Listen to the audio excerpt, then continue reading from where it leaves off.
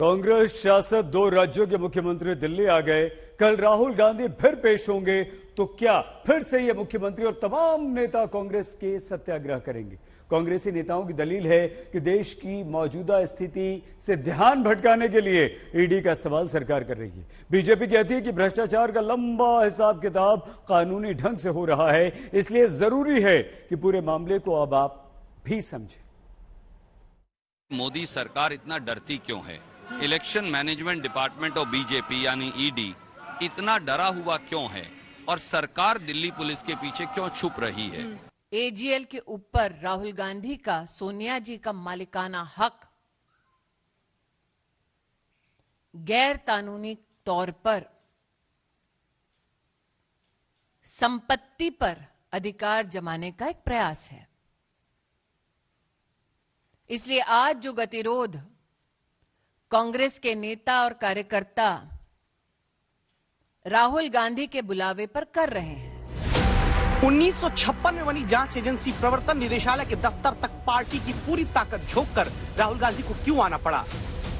1937 में associated journals limited बना, 3 अखबार निकालने शुरू हुए। हिंदी में नवजीवन, उर्दू में कौमी आवाज और अंग्रेजी में नेशनल हेराल्ड। नेशनल हेराल्ड 1938 में निकलना शुरू हुआ, जिसे कांग्रेस का मुखपत्र कहा गया। मुखपत्र यानी जो कांग्रेस कहती वही नेशनल हेराल्ड कहता।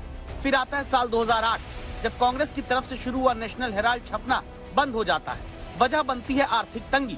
दावा हुआ कि एजेएल पर 90 करोड़ का कर्ज होता है। इसके 4 साल बाद 2012 में यंग इंडिया प्राइवेट लिमिटेड की तरफ से 50 लाख रुपए देकर एसोसिएटेड जर्नल्स लिमिटेड को अधिग्रहित कर लिया जाता है। यंग इंडिया प्राइवेट लिमिटेड यानी वो कंपनी जिसमें राहुल गांधी और सोनिया गांधी की हिस्सेदारी 38% कुल 76% हुई, बाकी 24% अन्य लोगों की। अब बीजेपी नेता सुब्रमण्यम स्वामी का आरोप आता है कि सिर्फ 50 लाख रुपए देकर एजेएल की 200 करोड़ की संपत्ति राहुल और सोनिया की सबसे ज्यादा हिस्सेदारी वाली कंपनी ने हासिल कर ली। आरोप यह भी कि 90 करोड़ का कर्ज चुकाने की रकम भी राहुल सोनिया की कंपनी को कांग्रेस पार्टी फंड से मिली। जब वो अखबार 67 करोड़ रुपया पत्रकारों की तनख्वाह और कर्मचारियों की तनख्वाह नहीं दे पाया, बिजली का बिल और हाउस टैक्स नहीं दे पाया, तो वो 90 करोड़ रुपया 10 साल के अरसे में कांग्रेस ने उस अखबार को दिया। ये कौन सा अपराध है? ये कौन सी करप्शन है? ईडी ने पूछताछ के लिए बुलाया तो कानूनी प्रक्रिया का पालन क्या बिना राजनीतिक हलचल के नहीं पूरा होना चाहिए? क्यों पूरी कांग्रेस पार्टी को यहाँ पर अपना राजनीतिक प्रदर्शन करना पड़ता है? इन्वेस्टिगेटिव एजेंसी के ऊपर दबाव डालना खुलेआम कांग्रेस की इस रणनीति को आप क्या नाम देंगे? भ्रष्टाचार के किन मुद्दों पर राहुल गांधी को तलब किया गया है, उन पर थोड़ा विचार करें। जब जब मोदी डरता है तो पुलिस को आगे करता है, तो ये हो रहा है। ईडी के सामने पूछताछ है, ये एक प्रक्रिया है। 2012 से ही मामला तो चले गए ना। लेकिन आप लोग इस पूरे ताकत की आजमाइश एमपी से, यूपी से, हर जगह से बड़ी तादाद में यहाँ पर नेता सब अपने आप आए। 2014 से नेशनल हेराल्ड केस में शामिल होकर जांच कर रही है ईडी। क्या मनी लॉन्ड्रिंग हुई, यानी बड़ी मात्रा में अवैध पैसे को वैध पैसा बनाने की कहीं कोशिश तो नहीं हुई है?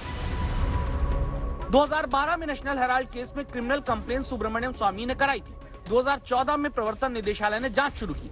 दिसंबर 2015 में दिल्ली की पटियाला हाउस कोर्ट से सोनिया और राहुल गांधी को जमानत मिलती है। फरवरी 2016 में सुप्रीम कोर्ट आरोपियों के खिलाफ मामला रद्द करने की याचिका खारिज कर देता है। मई 2020 में मुंबई में 16 करोड़ की कीमत वाली प्रॉपर्टी सीज की जाती है।